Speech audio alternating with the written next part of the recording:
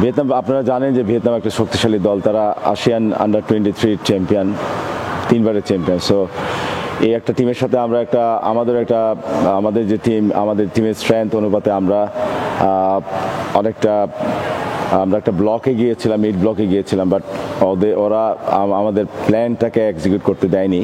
মানে আমরা যখন বল বিল্ড আপে গিয়েছি, তারা কিন্তু আমাদেরকে প্রেসিংয়ে আমরা স্পেশালি আমাদের নাম্বার 10 দুজনকে খুঁজে পাইনি, যেটা আমাদের স্টাইল খেলার, বা ইভেন আউট উইং সাইড দিয়ে খেলে ক্রস করে অ্যাটাক ফিনিশ করা।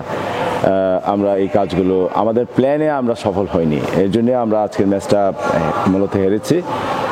বাট এটা একটা টুর্নামেন্ট, রেসে থাকতে হলে আপনাকে নেক্সট ম্যাচগুলো জিততে হবে। তো আমরা এই ম্যাচকে বাদ দিয়ে সামনের যে ম্যাচগুলো আছে, স্পেশালি ইএমএনের ম্যাচটা আমরা ফোকাস রাখতে যাচ্ছি, কারণ সেই ম্যাচটাই আমাদের ইম্পর্টেন্ট ম্যাচ। এখন টুর্নামেন্টে টিকে থাকতে হলে আমাদেরকে সেই ম্যাচে জিততে হবে। তো